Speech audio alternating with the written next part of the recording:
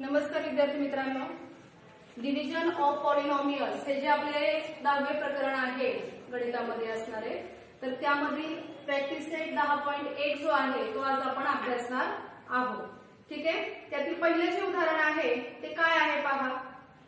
21m वर्ग भागिले 7m म्हणजे 21m² डिवाइड बाय 7m. आता यासाठी आधी आपण काय करून घेणार आहोत, भागाकाराचं चिन्ह जे आहे ते चिन्ह आधी लिहून घेणार आहोत किंवा काढून घेणार आहोत. भागाकाराचं चिन्ह काढलं. आता या ठिकाणी 21m वर्ग याला आपल्याला कितीने डिवाइड करायचं आहे, 7m ने डिवाइड करायचे आहे. मग आता त्यासाठी आपण रफ वर्क करणार आहोत. 7m ला कितीने गुणले असता आपल्याला उत्तर काय मिळणार आहे, 21m वर्ग मिळणार आहे. काय वाटतं तुम्हाला, 7ला कितीने गुणल्यावर 21 येते, 7×21 बरोबर. आता इथे m आहे, इथे m² आहे, म्हणजे इथे काय असेल सांगा, m असणार आहे. म्हणजे आपला भाग कितीचा जाणार आहे, 3m चा जाणार आहे. कितीचा जाणार आहे, 3m चा. मग 7 गुणिले 3 21, m गुणिले m चा वर्ग किंवा m². मग यांची वजाबाकी करून घेऊयात. सारखेच अंक आहेत म्हणजेच काय होणार, यांची वजाबाकी 0 येणार आहे. मग मला सांगा इथे क्वोशंट काय आहे, QUOTIENT. क्वोशंट काय आहे इथे, आणि रिमाइंडर. क्वोशंट म्हणजे काय, भागाकार, आणि रिमाइंडर म्हणजे बाकी. तुम्हाला क्वोशंट आणि रिमाइंडर सुद्धा या ठिकाणी लिहायला सांगितलं. क्वोशंट म्हणजे भागाकार, भागाकार आलेला आहे 3m आणि बाकी किती आलेली आहे, 0 आलेली आहे. अशा पद्धतीने आपल्याला हे उदाहरण सोडवता येईल. पुढील उदाहरण पाहूया.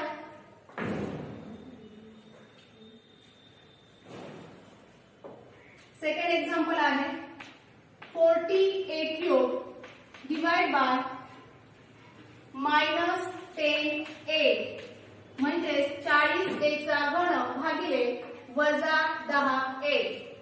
काय करून घ्यायचं आधी आपण, भागाकाराच्या स्वरूपामध्ये लिहून घ्यायचं आहे. भागाकाराचं चिन्ह काढून घ्यायचं. 40a चा घन त्याला आपल्याला -10a ने भागायचे आहे. चिन्ह सहित संख्या लिहिणं या ठिकाणी अतिशय महत्वाचं आहे. मग आता आपल्या मनामध्येच आपण असं म्हणायचंय की -10a ला मला कितीने गुणावं लागेल, म्हणजे उत्तर काय येणार आहे, 40a चा घन इतके येणार आहे. काय करावं लागेल आपल्याला या ठिकाणी, -10 ला कितीने गुणल्यावर अधिक 40 येते, हे लक्षात घ्यायचंय. -10 ला चिन्ह सहित विचार करायचा आहे, तुम्हाला मी आधीपासून सांगते. -10 ला कितीने गुणल्यावर अधिक 40 उत्तर येणार आहे, -4 ने. कारण वजा वजाचा गुणाकार काय येतो, अधिक येतो. मग इथे -10a आहे, इथे a चा घन आहे, म्हणजेच काय येईल इथे, a ला कितीने गुणल्यावर a घन होणार आहे, a चा वर्ग. म्हणजे भाग कितीचा गेलाय आपला, -4a चा वर्ग. भाग कितीचा गेलेला आहे, -4a चा वर्ग. म्हणजे आपल्याला इथे काय मिळाले, 40a घन. यांची वजाबाकी करतोय आपण. वजाबाकी किती येणार आहे, 0 येणार आहे.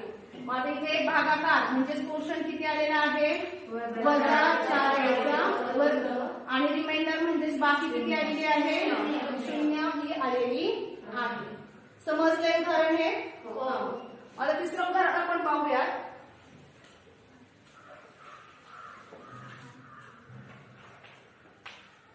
-48p चा घातांक 4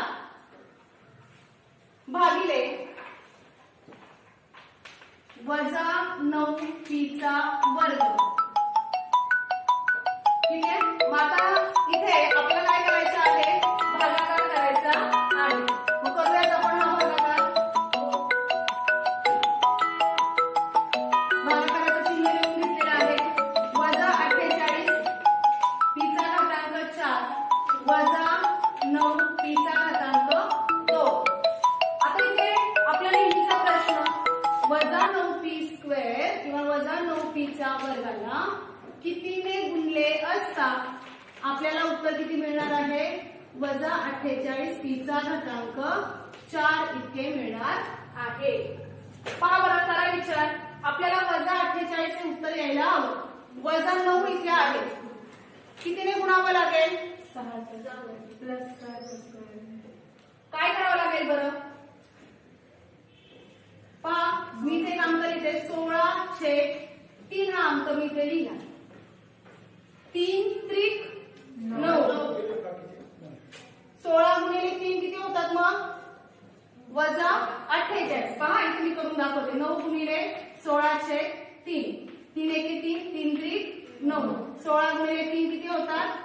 48 होतात. हो की नाही? म्हणजे आपल्याला अशी संख्या शोधायची आहे की ज्यामध्ये गुणाकाराचं हे जे स्वरूप आहे हे केल्यानंतर आपलं उत्तर किती येणार आहे? 48 येणार आहे. मग आपण ती संख्या काय शोधली इथे? 16/3. म्हणजे 3 गुणिले 3 चा भाग जाईल इथे. 3 त्रिक 9. 3 गुणिले 16 किती होईल? 48. पण चिन्ह कोणतं असेल? इथे मायनस आहे.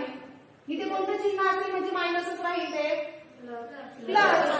जर तुम्ही ते मायनस साइन द्या तर तिथे हे चिन्ह काय होईल?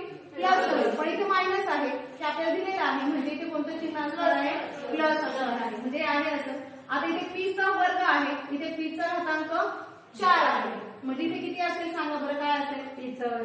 p चा वर्ग.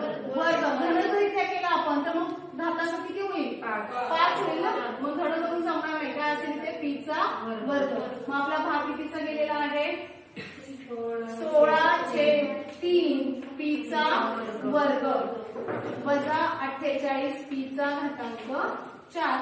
आता यांची वजाबाकी करतोय आपण, म्हणजे हे चिन्ह काय होणार आहे? इथलं बदलणार आहे. हे काय होईल? इथे प्लस होणार आहे. ठीक आहे. आणि मग हे प्लस झाल्यामुळे मायनस प्लस यांची वजाबाकी काय होणार? इथे 0 होणार आहे. ठीक आहे. अशा पद्धतीने आपल्याला हे उत्तर या ठिकाणी मिळेल. मग आता यांचा क्वेश्चन काय आहे? क्वेश्चन म्हणजेच भागाकार किती आलेला आहे सांगा? 16/3 p चा वर्ग. आणि रिमाइंडर काय आलेला आहे? 0. रिमाइंडर आलेला आहे 0. अशा पद्धतीने उदाहरण सोडवता येते. नेक्स्ट एक्झाम्पल पाहूया. समजलंय सर्वांना? ओके. आता आपण नेक्स्ट एक्झाम्पल घेतोय.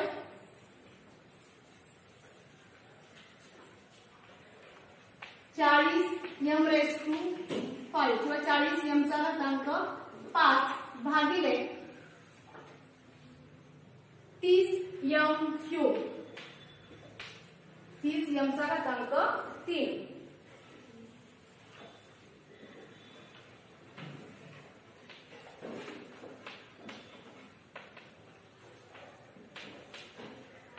हा, आता आपला प्रश्न काय असणार आहे?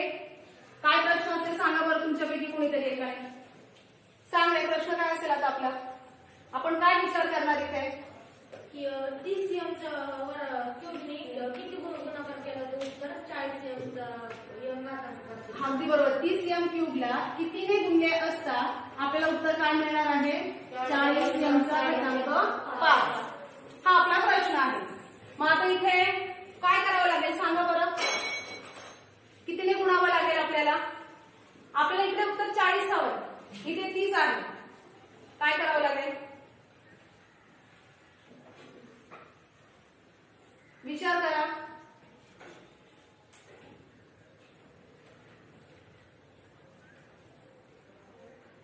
सुचतंय काही?